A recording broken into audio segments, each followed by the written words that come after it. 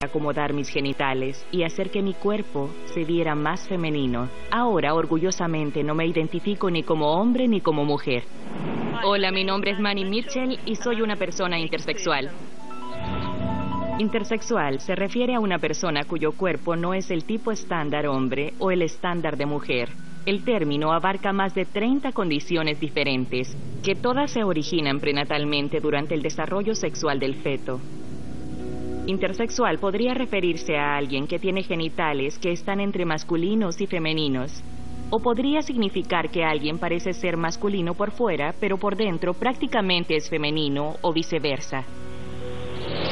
¿Qué tan común crees que esto podría ser? No me imaginé que fuera tan común. Yo diría que es raro. ¿Cuántos bebés nacen con los genitales entre masculinos o femeninos que se ven obligados a ser vistos por un especialista? Uno entre 1.500 a 2.000 niños.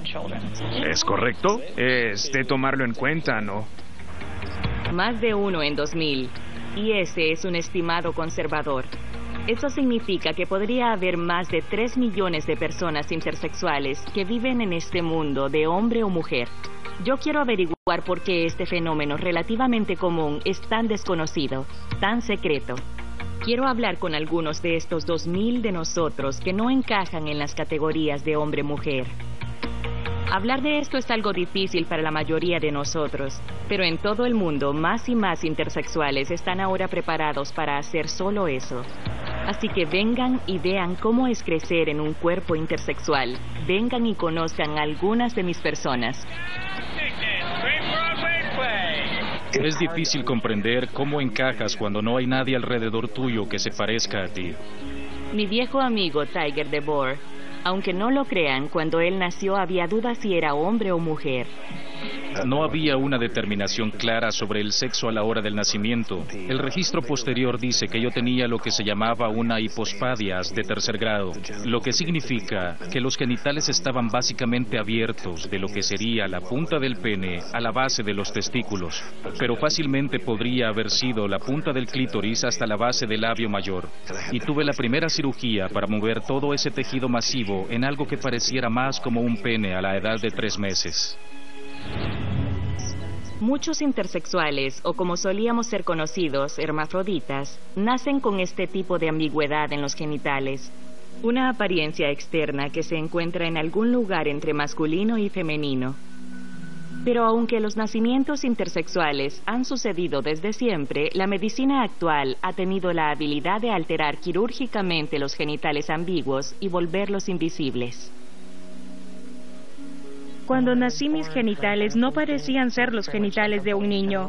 Había algo mucho más largo que un clítoris, pero no había un agujero de orinar en lo que ellos pensaban era el pene, y no habían testículos, y lo que ellos pensaban que era el escroto estaba todo abierto por el medio. Estoy en el condado de Vinos, en California, para visitar a mi amigo querido Bo Lauren. Bo es la primera persona intersexual de la que supe.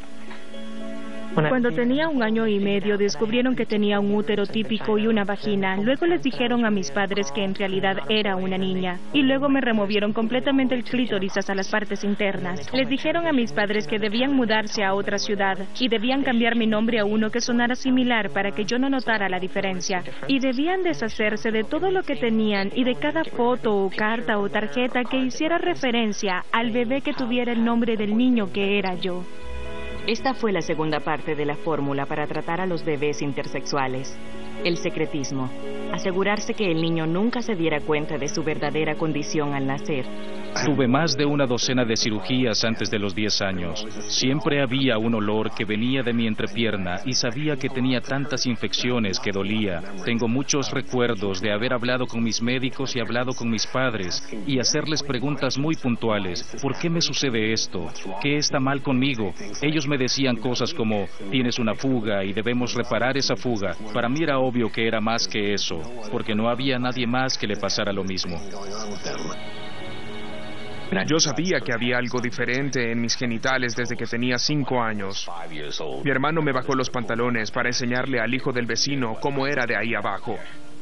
Creo que a mis padres les dijeron que no hablaran de eso, pero algunas cosas extrañas sucedieron. Recuerdo una vez que jugaba con un juguete de niña y mi madre me dijo, no se supone que juegues con juguetes de niñas. Entonces yo dije, oye, ¿por qué no? Y mi madre dijo, porque debemos criarte como a un niño. No es porque seas un niño, es porque se supone que debemos educarte como a uno. Esta forma de tratar a los niños intersexuales se desarrolló en los años 50 por un equipo de la mundialmente renombrada Universidad Johns Hopkins en Baltimore. Ese equipo lo dirigía un brillante psicólogo joven, el Dr. John Money.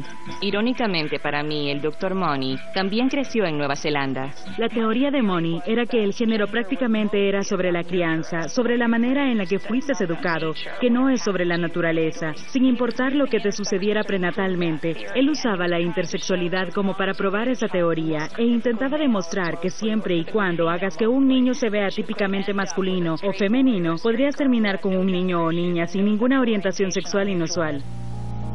Jen Pagonis, educada como una niña, ella descubrió hasta la edad de 18 años que de hecho tenía cromosomas XY o cromosomas masculinos. Cuando nací no supieron nada al principio.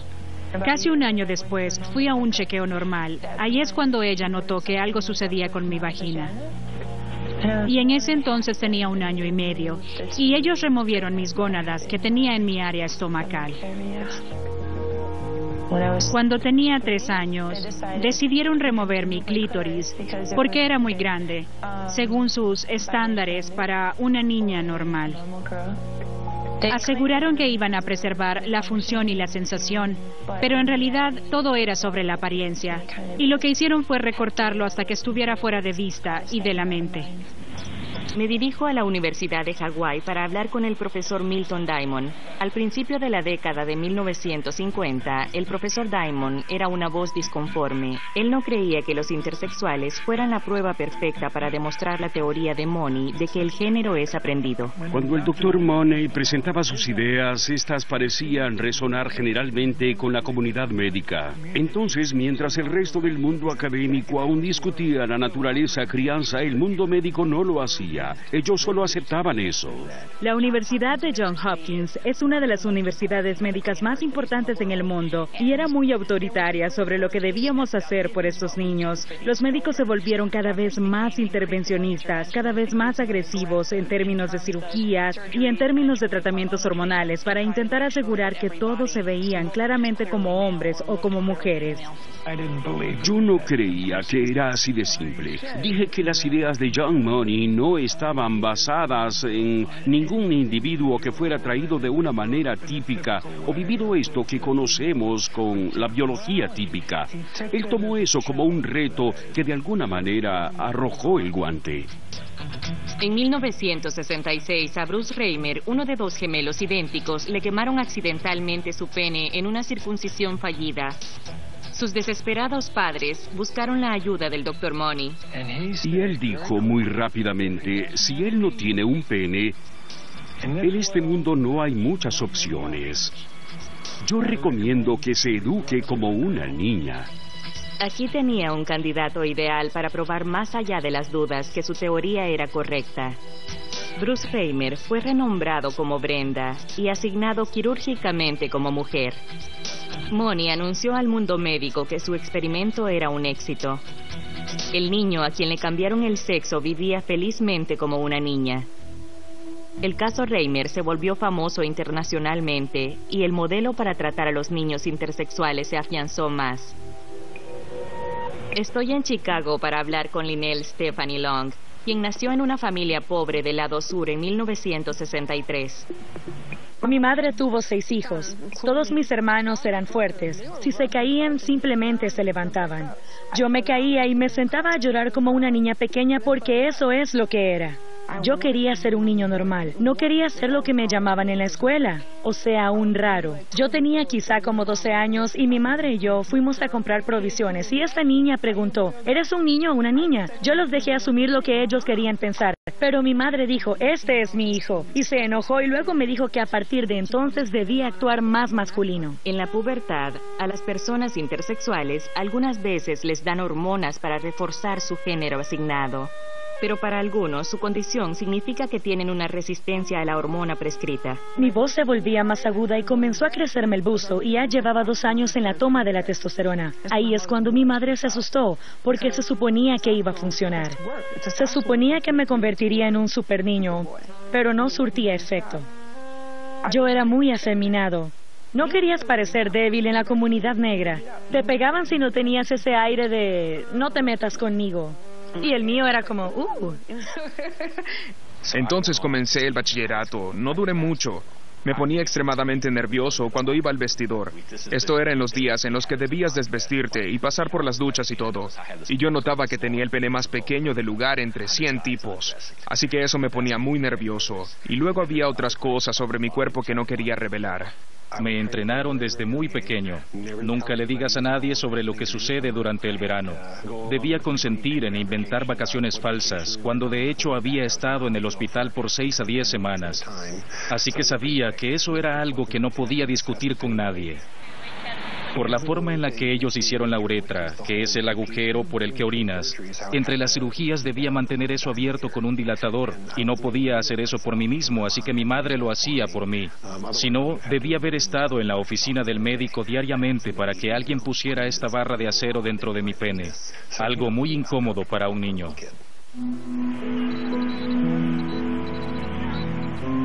Crecer con pena y discreción puede tener otras consecuencias más trágicas.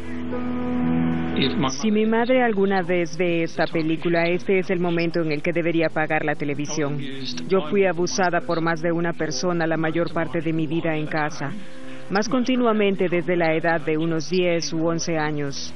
Y un rasgo de ese abuso era mi diferencia. Aunque fui educada como un hombre, me vestían como una mujer y abusaban de mí como una mujer.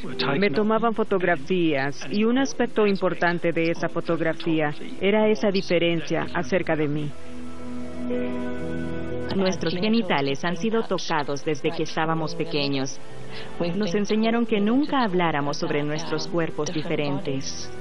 Y eso nos convertía en víctimas fáciles de los acosadores sexuales. Yo era víctima de una persona en la comunidad que tenía acceso fácil a mí. Él siempre dijo que si alguna vez le decía a alguien, ellos la cortarían. Eso era lo que solía decir. Así que recuerdo cuando tuve esa cirugía en el hospital. Estaba algo disgustada y confundida porque sabía que nunca le había dicho a nadie. Entonces, ¿por qué me la cortarían?